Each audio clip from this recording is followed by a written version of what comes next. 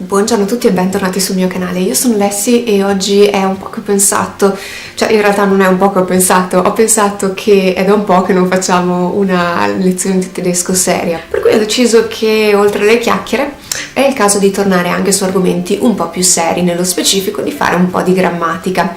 C'è stato quell'episodio in cui vi parlavo, quello sui cartelli stradali, in cui mi sono resa conto che quando parlavo di Umleitung, quindi la deviazione, che dicevo significa fare giro attorno. E in quel preciso istante mi è venuto proprio un flash, mi è venuto in mente, ma io le proposizioni non le ho ancora fatte. Allora ho pensato che era appunto il caso di metterci a parlare di preposizioni, non proposizioni, che sono una cosa diversa. Allora, in italiano le conosciamo, sono die, dein, con super tre frasi, ce le fanno sopra, sotto, non mi ricordo in che ordine ce le fanno, ma comunque sono quelle. Scusate, sono in pausa caffè.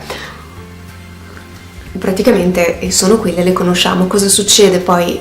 In italiano le attacchiamo agli articoli, diventano quelle famose cose che si imparano elementari e poi si dimenticano, cioè le preposizioni articolate. Adesso il tedesco fa più o meno la stessa cosa, solo che noi ci ricordiamo da quando abbiamo fatto gli articoli che gli articoli in tedesco hanno un piccolissimo problema, nel senso che seguono i casi. Adesso ho pensato che farle tutte insieme è una cosa un po' pesante, soprattutto per un video. Prima di tutto perché ci sono tantissime preposizioni, per cui è anche difficile memorizzarle. E seconda cosa, credo che anche per voi sia un po' più semplice riuscire appunto a memorizzarle nel momento in cui le separo proprio. Le suddividiamo per caso partendo dal più semplice, che è l'accusativo.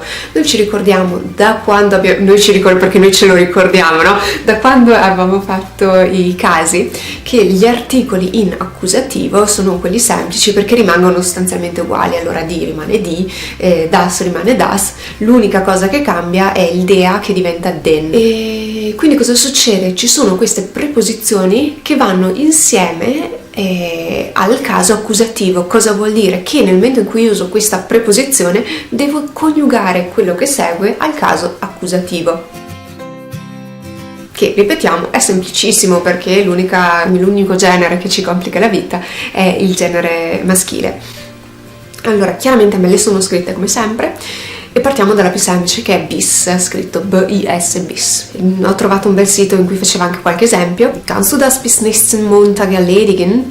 Cioè, potresti fare questo lavoro entro lunedì? In questo caso bis und dann ce la possiamo fare nächsten, il lunedì der Montag, quindi l'aggettivo relativo a nächsten con la N perché è al caso accusativo, quindi bis nächsten con la N dell'accusativo, Montag, e ledigen, quindi fare, realizzare. Prima preposizione è bis, seconda è, non so perché su questo sito le raggruppa, effettivamente potrebbe avere un senso nel momento in cui sono tutte preposizioni che indicano un percorso. Ad esempio che era quella che dicevamo, Umleitung, herum, quindi attorno, oppure durch, oppure entlang. Vi fa anche qua alcuni esempi che sono geht das Haus herum, cioè va attorno alla casa. Das Haus sarebbe in questo caso accusativo, non lo vediamo che è accusativo perché è assolutamente uguale al caso nominativo, e stiamo usando la preposizione che è appunto una di queste preposizioni che vanno con il caso accusativo. Altra stavamo dicendo adesso è durch e entlang. Ad esempio, gehen Sie durch den Tunnel und dann die Straße entlang. Quindi vada attraverso, durch, attraverso, quindi un luogo chiuso. Durch, sto pensando, durch, non è necessariamente luogo chiuso perché, non so, durch die Straße, attraverso la strada, quindi no, ho appena detto una cavolata. Durch den Tunnel und dann die Straße entlang, e poi lungo la strada, poi percorra la strada. Quindi in questo caso stiamo dando indicazioni. Abbiamo imparato anche un'altra cosa utile, cioè come dare indicazioni. Ad esempio, giri l'angolo, die Ecke, oltre l'angolo. Poi l'altro gruppo, quindi le ultime che ci servono, sono für, gegen e ohne. Vediamo gli esempi che ci fa. e ci dice ohne dich haben wir keine Chance gegen die andere Mannschaft, quindi senza di te non abbiamo alcuna possibilità contro la Mannschaft, il team, l'altra squadra. Quindi le preposizioni che usa in questo caso sono ohne, senza, e gegen, che è contro.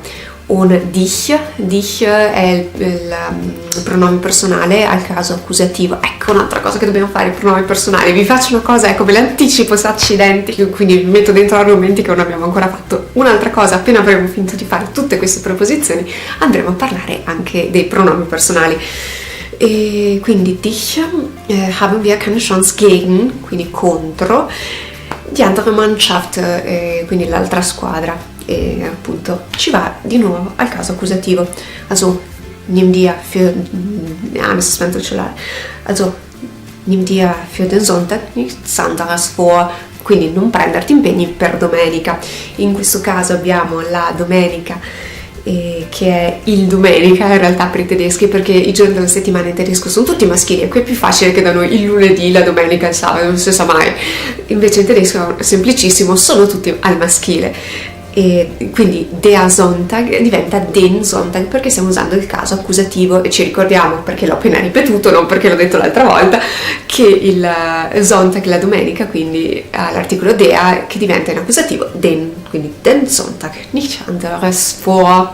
Il problema delle preposizioni in tedesco è che ce ne sono alcune che possono reggere più casi a seconda della situazione, però direi che questo qua ci complica ulteriormente le cose, e andiamo a vederlo un'altra volta. Per oggi mi sembra di aver chiarito abbastanza. Se qualcosa non è chiaro scrivetemelo qua sotto nei commenti, se ho detto boiate stessa cosa fatemelo presente qua sotto nei commenti. Se avete altre domande, curiosità, qualche argomento che vi interessa particolarmente che venga affrontato in questo corso, fatemi sapere anche questo, e noi ci sentiamo la prossima settimana. Per la prossima settimana ho deciso di trattare qualche argomento che in realtà ho già trattato in tedesco e che coinvolge, attenzione, due cose insieme, sia l'arte che fa una recensione sull'arte che però può aiutarvi con il tedesco. Non vi anticipo, non vi dico nient'altro, però secondo me se andate a curiosare nei miei vecchi video riuscite a intuire di cosa parleremo. E sì, al solito, se il video non vi è piaciuto mettetemi un pollice in giù, se vi è piaciuto un pollice in su, e io preferisco il secondo chiaramente. Se volete imparare meglio il tedesco, vi faccio sorridere, o vi mettete le mani nei capelli, vi mettete a sghignazzare nel solo vedermi, ecco, sapete che potete tornare qui settimana prossima per il prossimo video, e il mese prossimo sicuramente un'altra lezione di tedesco, e torneremo a parlare di grammatica. Nel frattempo magari farò qualche altro video sì, un po' più leggero, e affrontando temi un po', come si dice, crossover, incrociando varie delle tematiche presenti sul mio canale. Per oggi è quanto, e ci sentiamo la prossima volta.